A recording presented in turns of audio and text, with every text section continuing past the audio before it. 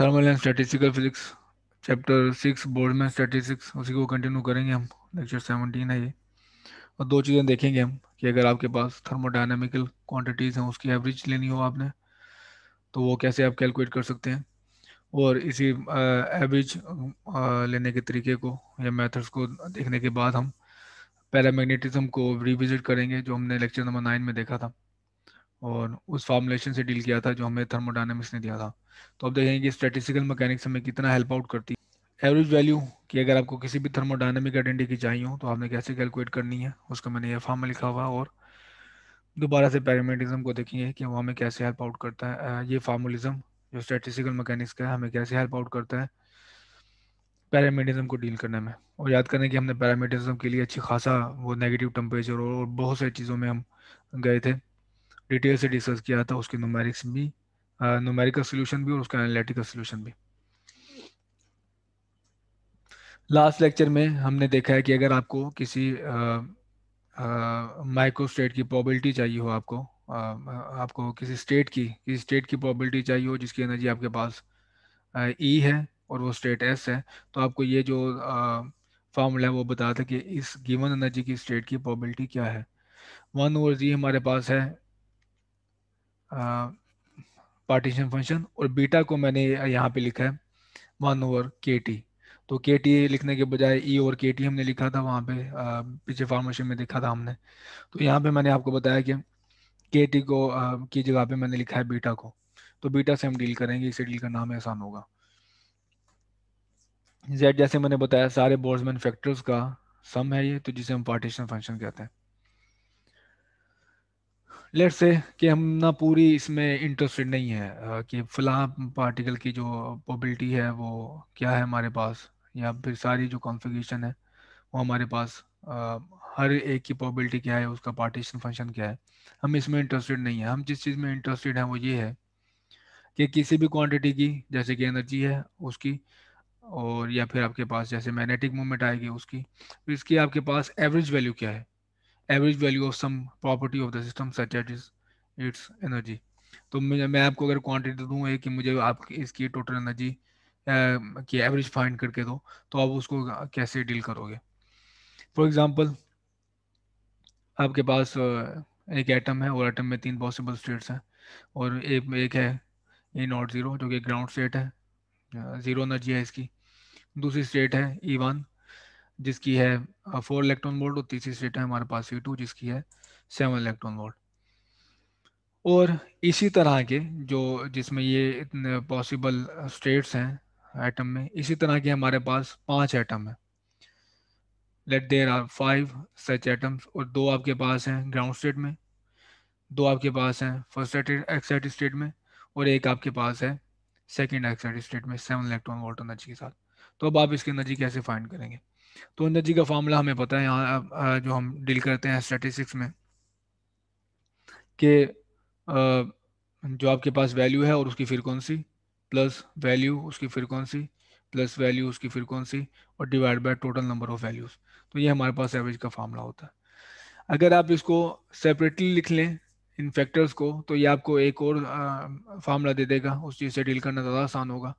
कि मैं इसको लिख रहा हूँ 5 को हर टर्म के साथ डिवाइड कर दिया, 2 और 5 बन गया, और ये वाली टर्म बन जाएगी, ये भी 2 और 5 बन जाएगी, और ये वाली टर्म है साथ इसके 1/5 आ जाएगी।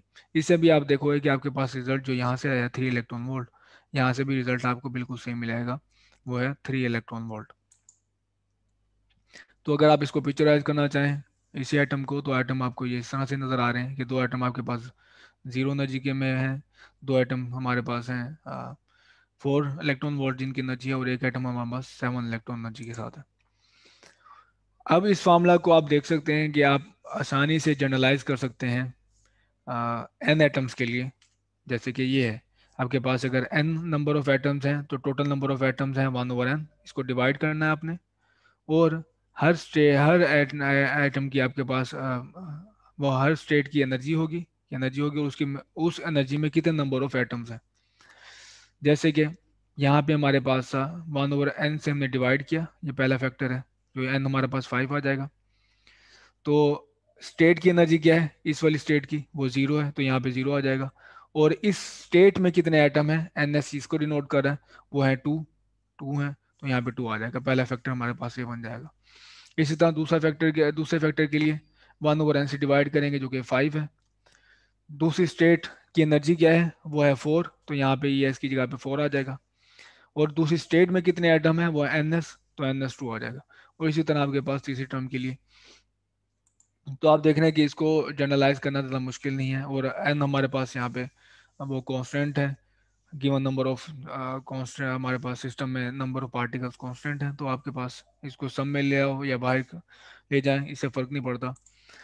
और आपको यहाँ से पता चल गया कि जो n है दरअसल ओवर n, ये प्रोबेबिलिटी है। जिस तरह ये प्रोबेबिलिटी थी 2 और 5 थी प्रोबेबिलिटी पूरी जो सिस्टम की जीरो स्टेट में पाए जाने की, और इसकी 2 और 5 हमारे पास प्रोबेबिलिटी थी सिस्टम की एनर्जी 4 में पाए जाने थी। और 1/5 प्रोबेबिलिटी थी हमारी एनर्जी 7 में पाए जाने की। तो ये हमारे पास, इनको आप इंटरप्रेट कर सकते हैं प्रोबेबिलिटी से। तो ये प्रोबेबिलिटीज हैं। तो probability of finding the system in energy in with state with energy E S, तो ये मेरे पास प्रोबेबिलिटी आएगी जो, जिसे मैं P over S P into S लिख रहा हूँ। तो पी इंटू एस है हमारे पास number of number of atoms in a given state divide by total number of atoms, ठीक है। तो probability of a given state S is equal to number of atoms in that state divided by total number of atoms। तो ये है average का formula. आप यहाँ से देख लें, आप ऐसे कैलकुलेट कर लें या फिर ऐसे कैलकुलेट कर लें, तो आपको रिजल्ट सेम मिलेगा। लेकिन हमें देखेंगे कि ये जो आपके पास फॉर्म है, इसको यूज़ करना ज़्यादा कन्वीनियंट होगा। अब ये तो हमारे पास जो थी ये जनरल बात थी, ये जो हमने फार्मूला लिखा है ये जनरली आप स्टैटिस्टिक जो सिस्टम्स हैं उनकी आप एनर्जी ले सकते हैं इस तरह से, क्योंकि इनकी प्रॉपर्टी एडिटिव है।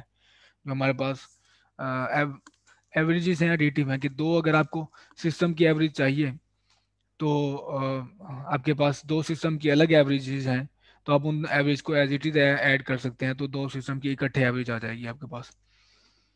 तो स्टैटिस्टिकल मैकेनिक्स में स्पेसिफिकली बात करें तो हमारे पास प्रोबेबिलिटी होती है, इस कर जगह पे वैल्यू पुट करें आप पी एस की जगह पे, तो पी एस आप देख रहे हैं यहाँ पे पी एस की वैल्यू है स्टैटिस्टिकल मैकेनिक्स में 1/z E power minus beta E S है। तो 1/z E power minus beta E S. तो स्टैटिस्टिकल मैकेनिक्स में जो प्रोबेबिलिटी हमें पता है वो बोल्ट्जमैन फैक्टर से हमें मिलती है। तो वो बोल्ट्जमैन फैक्टर की फॉर्म आप यहाँ पे पुट करें, तो यहाँ पे एवरेज आपके पास आ जाएगी 1/z summation over E S E power minus beta E S. और अगर आपको किसी और वेरिएबल की चाहिए, जो एनर्जी की आपको नहीं चाहिए, अगर एवरेज, और आप किसी और वेरिएबल को देखना चाहते हैं, तो आप इस फॉर्मूले को मजीद जनरलाइज कर सकते हैं। तो ये होगी एक्स ऑफ एस, वो क्वांटिटी की वैल्यू जो गिवन स्टेट में हर स्टेट की आपके पास जो है वो क्वांटिटी की वैल्यू आएगी, जैसे यहाँ पे हम एनर्जी थी और उसकी प्रोबेबिलिटी होगी साथ, ठीक है। तो आप स्टैटिस्टिकल मैकेनिक्स के लिए किसी भी क्वांटिटी के लिए आप इसको जनरलाइज कर सकते हैं। एक नाइस फीचर जो इसकी है हमारे पास एवरेजेस की है जो प्रॉपर्टी है, वो ये कि एडिटिव है। जैसे अगर आपके पास दो सिस्टम है, सिस्टम ए और सिस्टम बी, सिस्टम ए की आपको एवरेज पता है, सिस्टम बी की आपको एवरेज पता है, तो आप चाहें अब आप फाइंड करना चाहते हैं दोनों सिस्टम अगर इकट्ठे हैं तो उन दोनों की एवरेज क्या होगी, तो आप सिंपली उन एवरेजेस को ऐड कर सकते हैं, वो टोटल दोनों की सिस्टम की कंबाइन एवरेज होगी। इसी तरह अगर आपके पास एक एटम की आपको एवरेज मिल गई है, ठीक है, सिर्फ हमारे पास जो एक एटम है अगर उसकी हमें एवरेज मिल गई है, तो हमें अगर टोटल नंबर ऑफ टोटल वो एवरेज चाहिए सिस्टम की, तो हम टोटल नंबर ऑफ एटम से मल्टीप्लाई कर दें तो हमारे पास टोटल एवरेज आ जाएगी। क्योंकि ये एडिटिव प्रॉपर्टी है, तो ये हम क्या करें, हर एटम की एवरेज को ऐड कर रहे हैं, तो वो एक ही बात है, हम एन से अगर मल्टीप्लाई कर दें तो यही एडिटिव प्रॉपर्टी आपको फॉर्म में नजर आ रही है। तो ये इस तरह से आप देख रहे हैं कि अगर आप एक एटम की एवरेज फाइंड कर लेते हैं पूरे सिस्टम में, अगर आपके पास मिलियन ट्रिलियन ऑफ एटम्स हैं, क्वार्टिलियन ऑफ एटम है, आप सिर्फ उसमें से एक एटम उठाएं, उसकी एवरेज फाइंड करें और उसके मल्टीप्लाई कर दें टोटल नंबर ऑफ एटम से। एंड जो हमने if you want to know the total energy of the whole system, you can often find it by concentrating first on one particle in the system treating the rest as the reservoir.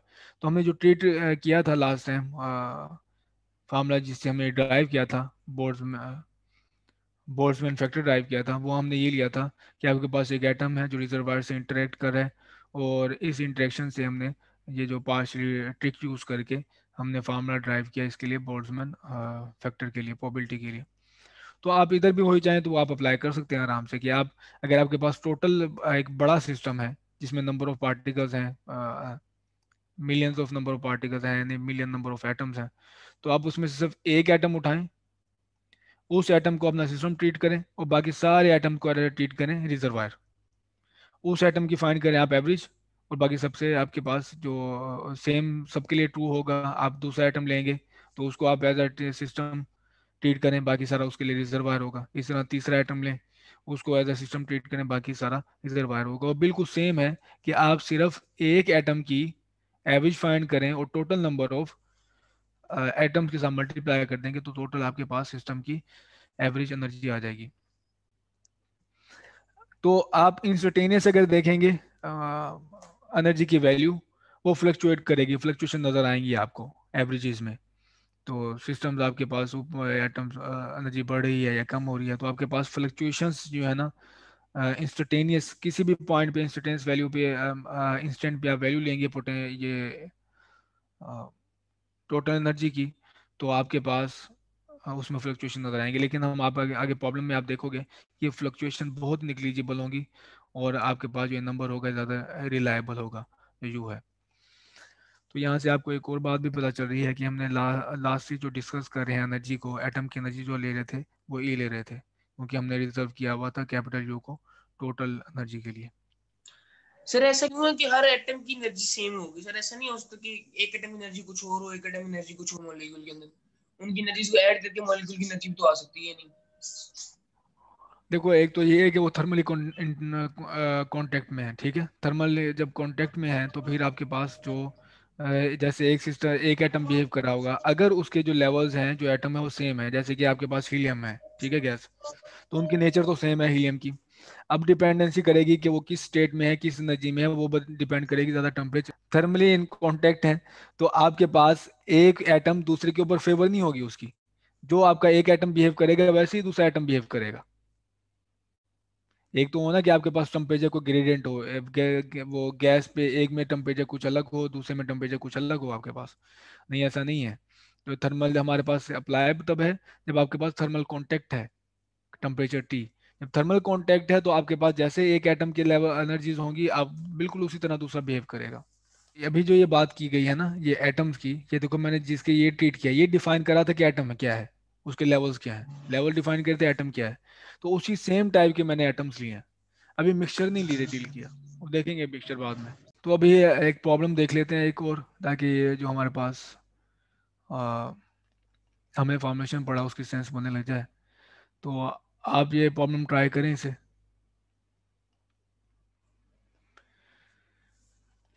10 atoms है हमारे पास वेब्रियम के, और 4 की energy है 0, 3 की energy है 1, 2 की energy हमारे पास है 4 इलेक्ट्रॉन वोल्ट, और 1 की एनर्जी हमारे पास 6 इलेक्ट्रॉन वोल्ट। तो आप दोनों फार्मूला से यूज़ करके आप देख लें कि आपके पास जो एवरेज एनर्जी क्या आती है। तो बेसिकली आपने अगर आप फर्स्ट फार्मूला की तरफ जाते हैं तो आपके पास है चार जो एटम है आपके पास, उनकी एनर्जी 0 है, तो ये आपके पास आ जाएगा 4 मल्टीप्लाई बाय 0, प्लस उसके बाद 3 है विद एनर्जी 1, तो विद एनर्जी 1, और आपके पास 2 है with energy 4, 2 atoms with energy 4, और एक हमारे पास है जो कि है एनर्जी 6 के साथ। तो इसको आप टोटल से डिवाइड करोगे,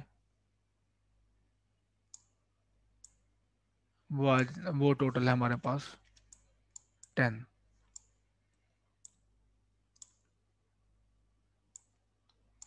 तो टोटल नंबर हमारे पास बनेगा ये 0, 3 और 8, 11, 11 और 6, 17 डिवाइड बाय 10। तो ये हमारे पास आया 1.7 इलेक्ट्रॉन वोल्ट। तो ये आंसर है इस फार्मूला से जो कि हमने यूज़ किया है। अब प्रोबेबिलिटी अगर आपने फाइंड करनी हो, probability that one of your atom chosen at random would have energy E for each of the four values of E that occur। तो आपके पास पहले की प्रोबेबिलिटी है 4/10 जीरो एनर्जी के लिए, तो आपके पास है 4/10।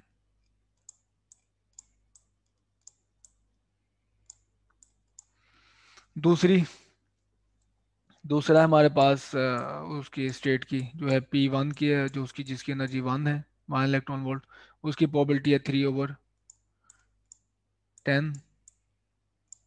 और P4 वाले की एनर्जी है प्रोबेबिलिटी हमारे पास 2 है हमारे पास इस स्टेट में, तो 2/10। और लास्ट है 6 की एनर्जी के साथ इज इक्वल टू 1/10। तो ये रहा आपके पास फर्स्ट और सेकंड का आंसर। अब थर्ड ये कह रहा है कि आपके पास आप ये डायरेक्ट ये वाला फार्मा यूज़ करें। तो ये डिमांड ये है कि आप डायरेक्ट ये वाला फार्मा यूज़ करें। तो ये यूज़ कर लेते हैं। हमारे पास एनर्जी आ जाएगी एवरेज, कि आपने एनर्जी और उसके साथ उसकी प्रोबेबिलिटी मल्टीप्लाई करनी है और सम कर देना है। तो पहले स्टेट की एनर्जी है 0 और उसकी प्रोबेबिलिटी है 4/10। तो यहाँ पे मैं लिख देता हूँ 4/10। फिर उसके बाद समीशन, दूसरी है प्रोबेबिलिटी 3/10। तो यहाँ पे प्रोबेबिलिटी आ जाएगी 3/10। और उसका जो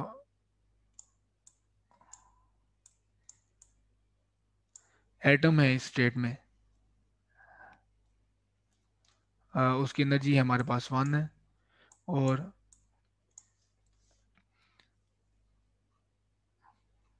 2/10 है हमारे पास नेक्स्ट प्रोबेबिलिटी। तो 2/10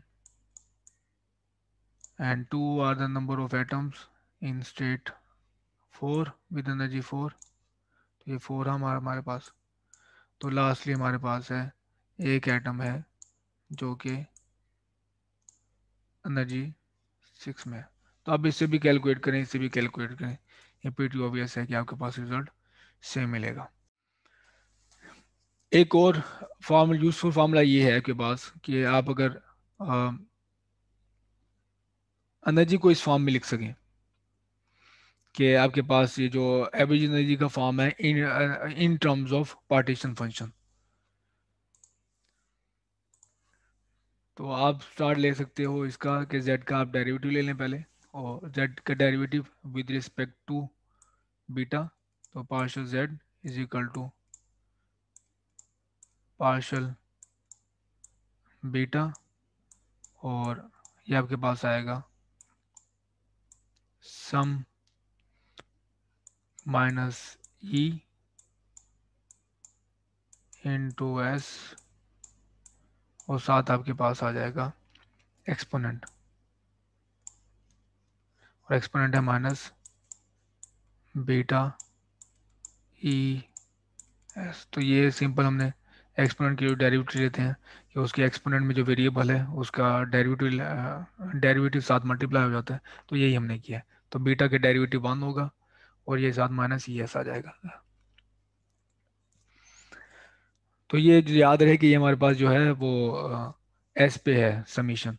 तो अब अगर आप इसको 1/z से डिवाइड कर दें और साथ मल्टीप्लाई कर दें माइनस, तो ये माइनस और माइनस प्लस हो जाएगा और ये पूरी टर्म डिवाइड हो जाएगी z से, और आपके पास ये फार्मूला बन जाएगा सम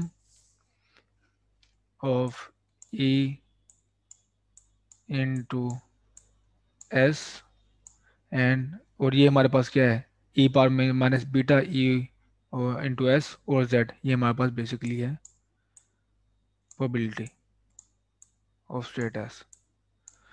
तो ये आपके पास एग्जैक्टली अगर आप पार्टीशन फंक्शन अगर आपको पता हो तो आप उसके डेरिवेटिव से और -1/z से मल्टीप्लाई करने, डेरिवेटिव लेने के बाद मल्टीप्लाई करें तो आपके पास एवरेज एनर्जी आ जाएगी।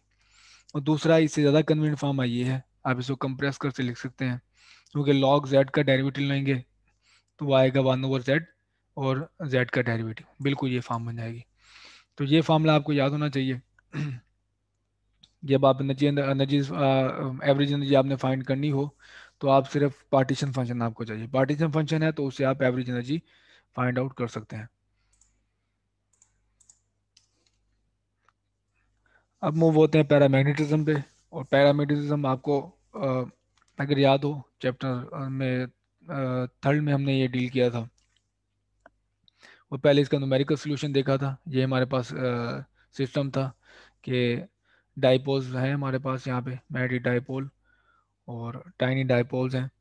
मोस्ट को हमने रखा हुआ एक्सटर्नल मैग्नेटिक फील्ड में, और इनकी आपस में कोई इंटरेक्शन नहीं ली थी हमने, सिर्फ इंटरेक्शन जो हमने ली थी वो इसकी एक्सटर्नल फील्ड के साथ ली थी। तो ये पॉइंट अप कर सकती हैं या पॉइंट डाउन। तो मैंने आपको बताया था कि इसकी जो अप एनर्जी होगी आपको, इसकी डाउन एनर्जी होगी वो प्लस म्यू बीटा होगी, और जो अप की एनर्जी होगी माइनस म्यू बीटा। डाउन की प्लस बीटा म्यू बीटा क्यों है, म्यू बी क्यों है, सॉरी बी हमारे पास यहाँ पे एक्सटर्नल मैग्नेटिक फील्ड है, कि आप अगर सेट करते हैं इसकी अप डायरेक्शन मैग्नेटिक फील्ड की, तो आपको कोई भी डाइपोल नीचे की तरफ मूव करने के लिए उसमें एनर्जी ऐड करनी पड़ेगी। तो आप एनर्जी ऐड करेंगे, और कितनी एनर्जी ऐड करेंगे आप, वो होगी आपके पास 2 म्यू बीटा। ऐड करेंगे तो आपको उसकी एनर्जी ज़्यादा होगी। तो इस वजह से आपको कोई भी डाइपोल रिवर्स करने के लिए, नीचे करने के लिए उसमें सिस्टम में एनर्जी ऐड करनी पड़ेगी। तो इस वजह से ये आपके पास हायर स्टेट में मैंने दिखा है। तो और अगर ऑलरेडी अप स्टेट में है तो वो आपकी लो स्टेट में होगी। तो ये हमारा सिस्टम था। तो अब जो फार्मूले हम थर्मो लास्ट लेक्चर में जो हमने थर्मो पिछले 5 चैप्टर्स में जो हमने फॉर्मेशन डेवलप किया था, स्पेसिफिकली 3 चैप्टर्स में, वो उससे हम पैरामीटरिज्म डील करना करके देख चुके हैं कि आपको मल्टीप्लिसिटी फाइंड करनी है सिस्टम की, और उसके बाद आप इंट्रोपी पे आओगे, इंट्रोपी से फिर आप चीज़ें फाइंड करना शुरू करोगे। और बेसिकली पहले आपको मल्टीप्लिसिटी देखनी थी कमेंटोरिक्स से। इससे हम स्टार्ट लेंगे पार्टीशन फंक्शन से। तो पार्टीशन फंक्शन हमारा मेन मुद्दा होगा। पार्टीशन फंक्शन जब आपके पास आ गया तो आपके पास काफ़ी और चीज़ें आ जाएंगी। तो अभी तो आपने सिर्फ एक फार्मूला देखा है कि पार्टीशन फंक्शन से कैसे आप एनर्जी फाइंड कर सकते हैं। यहाँ पे आप कई सारे फार्मूलाज देखोगे कि पार्टीशन फंक्शन आपको मिल जाए तो आपके के पास वो काफ़ी सारी जो थर्मोडायनामिक क्वांटिटीज़ हैं आपको मिल जाती हैं। तो इस वजह से हम इसके भी स्टार्ट होंगे पार्टीशन फंक्शन से। और पार्टीशन फंक्शन पूरे सिस्टम के लिए नहीं, वो सिर्फ आप एक सिंगल एटम की बात करोगे, सिंगल डाइपोल की। तो सिंगल डाइपोल में सिर्फ आपके पास दो ही स्टेट्स हैं, तो इसका पार्टीशन फंक्शन में दो टर्म्स होंगी। एक की एनर्जी है माइनस म्यू बी, और दूसरे की एनर्जी है आपके पास प्लस म्यू बी। तो पहली स्टेट जो आपके पास ई की वैल्यू मैंने पुट किया है यहाँ पे, वो है माइनस म्यू बी। तो ई की जगह पे आ गया माइनस म्यू बी, तो प्लस हो गया यहाँ पे। और दूसरी स्टेट है, दूसरी टर्म आपके पास है प्लस म्यू बी, तो यहाँ माइनस बाहर है तो आपके पास ये आ गया। तो एक्सपोनेंट से जो टिग्नोमेटिक आइडेंटिटीज हैं वो आपको अगर याद हो तो हम इसको, ये इक्वल टू टर्म है डिवाइड बाय 2 के, और ये है कॉज हाइपरबोलिक, और ऊपर जो हमारे पास टर्म गिवन है एक्सपोनेंट में, तो उधर से ये मैंने वहाँ से बोरो की है। तो आपके पास जो एक्सपोनेंट है इसको आप ट्रिग्नोमेट्रिक फंक्शन में लिख लोगे। तो अगर इसको अगर आप यहाँ पे आयोटा होते एक्सपोनेंट में तो हमारे पास ये हाइपरबोलिक ना फंक्शन ना होता, बल्कि हमारे पास यहाँ पे कोसाइन होता। तो आयोटा के बगैर हमारे पास यहाँ पे हाइपरबोलिक फंक्शन होते हैं। तो ये हमारे पास आ गया total partition function. Partition function मिलने के बाद अब हम देखेंगे प्रोबेबिलिटी क्या है और finding the dipole in up and down. तो वो बेसिकली बोल्ट्जमैन फैक्टर है। बोल्ट्जमैन फैक्टर को आप अगर आप अप स्टेट देखें तो आपको पता है कि ये बोल्ट्जमैन फैक्टर है इसका आ, हमारे पास अप स्टेट का वो है ई माइनस बीटा। ये हमारे पास सब स्टेट है, बेसिकली मैंने यहाँ पे लिखा हुआ है। तो ये हमारे पास अप स्टेट का है बोल्ट्जमैन फैक्टर, वो यहाँ पे आ गया, और इसको टोटल से जेड से डिवाइड कर दोगे पार्टीशन फंक्शन से, तो हमारे पास अप स्टेट की यहाँ पे प्रोबेबिलिटी आ गई। अब इसी तरह अगर आप डाउन स्टेट की बात करो, तो डाउन स्टेट के लिए बोल्ट्जमैन फैक्टर है ये, इसको अगर आप डिवाइड कर दोगे पार्टीशन फंक्शन से, तो आपके पास डाउन स्टेट की प्रोबेबिलिटी आ गई। तो अभी तक हमारे पास पार्टीशन फंक्शन हमने कैलकुलेट कर लिया और दो प्रोबेबिलिटीज आ गई। अब बात करें हम एवरेज एनर्जी ऑफ ओवर डायपोलिस। तो अब एवरेज एनर्जी क्या होगी? एवरेज एनर्जी का फार्मूला हमें ये पता है, हमने कॉरस्पॉन्डिंग जो एनर्जीज हैं उनको मल्टीप्लाई करना है प्रोबेबिलिटी, कॉरस्पॉन्डिंग प्रोबेबिलिटीज के साथ, और सबको ऐड कर देना। और हमारे पास एनर्जी क्या है, दो, उनकी कॉरस्पॉन्डिंग प्रोबेबिलिटीज वो भी दो, तो हमारे पास दो टर्म्स आ जाएंगी। तो हमारे पास डाउन अप स्टेट की एनर्जी है, अप स्टेट की एनर्जी है माइनस म्यू बी, और कॉरस्पॉन्डिंग प्रोबेबिलिटी है, सॉरी, अप स्टेट की हमारे पास एनर्जी है माइनस म्यू बी, और कॉरस्पॉन्डिंग प्रोबेबिलिटी है ये मैं अभी नहीं लिख रहा। तो अब आपके पास डाउन स्टेट की एनर्जी है म्यू बी, और प्रोबेबिलिटी है ये, तो दोनों म्यू बी हैं, कॉमन ले लें आप, और अब आप इसमें वैल्यू पुट कर दें। पी अप है हमारे पास ये, प्रोबेबिलिटी ऑफ डाउन हमारे पास है ये, दोनों वैल्यू पुट करेंगे नीचे हमारे पास कॉमन आ जाएगा, two cos hyperbolic beta mu B, ये कॉमन आ गया हमारे पास। और ये फंक्शन आप लिख सकते हैं आराम से टेन की फॉर्म में, जिस तरह ये जो फंक्शन था E power plus beta mu B और plus E power minus beta mu B, वो इक्वल टू है कोसाइन हाइपरबोलिक होता है। तो इसी तरह इनके दरम्यान में अगर आपके पास माइनस है, तो ये हमारे पास होता है साइन, साइन हाइपरबोलिक। तो ऊपर साइन हाइपरबोलिक और नीचे हमारे पास है कॉस हाइपरबोलिक, ऊपर टू साइन हाइपरबोलिक आएगा बेसिकली, और टू टू से कैंसिल, आपके पास ये रिजल्ट आ गया। तो ये है हमारे सिंगल डाइपोल की एवरेज एनर्जी। तो हमने स्टार्ट किया लिया था, हम सिस्टम क्या था फिर आपको मैं याद करवाऊं। हमारे पास कई सारी डाइपोल्स हैं, और हमने उसके लिए जो है एवरेज एनर्जी या मैग्नेटिक मोमेंट, हमने इस तरह की चीज़ें फाइंड करनी है। तो हमने स्टार्ट कहाँ से लिया, सिर्फ सिंगल एटम उठाया, उसके लिए पार्टीशन फंक्शन लिखा, उसकी कॉरस्पॉन्डिंग प्रोबेबिलिटीज देखी, और फिर उससे हमने एवरेज एनर्जी फाइंड कर ली है। और अगर आप बात करें कि एन सच डाइपोज हों, तो जैसे मैंने बताया था कि आपके पास फार्मूला सिर्फ आपने सिंगल की फाइंड करनी है, और उसके साथ टोटल नंबर ऑफ जो आपके पास डाइपोल्स हैं उनसे मल्टीप्लाई कर देना है, तो आपके पास टोटल एनर्जी आ जाएगी आपके पूरे सिस्टम की। तो यहाँ से आप देख लें कितना कन्वीनियंट है इस फार्मूलेशन को यूज़ करने का। तो ये आप जो एवरेज एनर्जी मैंने फाइंड की है, इससे आप डायरेक्ट इससे भी फाइंड कर सकते थे जेड से, जैसे मैंने आपको बताया अगर आपके पास जेड है तो आप एवरेज एनर्जी फाइंड कर सकते हैं। तो बजाय कि आप इससे फाइंड करें, आपके पास दूसरा तरीकाकार ये होगा कि आप जेड का डेरिवेटिव लें विद रिस्पेक्ट टू बीटा। तो ये मैंने जेड लिखा है, ये हमारे पास जेड आ गया, वो है two cos hyperbolic beta mu B, इसका आप डेरिवेटिव लें, और डेरिवेटिव क्या होगा हमारे पास, साइन हाइपरबोलिक बीटा म्यू भी आ जाएगा यहाँ पे, और जो अंदर एंगल के साथ derivative, angle with respect to beta, तो एंगल के साथ डेरिवेटिव है वो म्यू बी आ जाएगा, -1/z to mu B sinh beta mu B. तो ये डेरिवेटिव की वैल्यू है आप, और अगर आप z की वैल्यू पुट करें, और z की वैल्यू है two cos beta mu B, z की value two cos beta B mu beta B, तो साइन डिवाइड बाय कॉस आपको 10 दे देगा। तो इस फार्मूला से भी आप एवरेज एनर्जी फाइंड कर सकते हैं। अब मैं कंप्यूट करना चाहता हूँ एक और वेरिएबल की, we can compute the average value of dipole magnetic moment along B. तो हमारे पास सिर्फ फार्मूला एवरेज एनर्जी फाइंड करने का नहीं है, हमारे पास फार्मूला किसी भी क्वांटिटी की एवरेज फाइंड करने का है, तो हम वो यूज़ करेंगे। और वो ये है कि आप सिर्फ सिंगल डाइपोल की बात करें, जिस तरह हमने सिंगल डाइपोल से एवरेज एनर्जी फाइंड की थी, यहाँ पे भी सिंगल डाइपोल है, यहाँ सिंगल डाइपोल की मैग्नेटिक मोमेंट लें, और मैं ये ले रहा हूँ जो एवरेज एनर्जी फाइंड करता हूँ अलॉन्ग जी। तो जो मैग्नेटिक फील्ड की डायरेक्शन है वो अलॉन्ग जी है, मैग्नेटिक मोमेंट और उसकी कॉरस्पॉन्डिंग प्रोबेबिलिटी, और मैग्नेटिक मोमेंट और कॉरस्पॉन्डिंग उसकी प्रोबेबिलिटी। आप यहाँ पे प्लस में मैग्नेटिक मोमेंट है आपके लिए, माइनस में ये म्यू है डाउन के लिए, तो उनकी प्रोबेबिलिटीज आप लिखेंगे, और प्रोबेबिलिटीज मैं आपको शो करूँ अगर, वो है ये इनकी प्रोबेबिलिटीज है। तो इनको प्रोबेबिलिटीज को आप अगर लिखें यहाँ पे,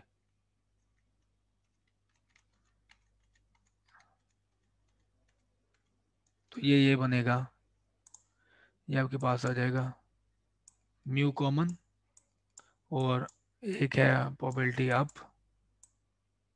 और माइनस प्रोबेबिलिटी डाउन। और इसका रिजल्ट हम ऑलरेडी देख चुके हैं, और वो रिजल्ट है हमारे पास टेन हाइपरबॉलिक बीटा म्यू भी, क्योंकि ऊपर भी हमारे पास जो वैल्यू बनेगी वो बनेगी कोसाइन बनेगी, साइन बनेगी, sine hyperbolic beta mu B, और नीचे भी हमारे पास सेम वैल्यू आएगी, टू के साथ कॉस होगा इस बार बीटा म्यू बी। तो ये हमारे पास आ जाएगा टेन हाइपरबॉलिक।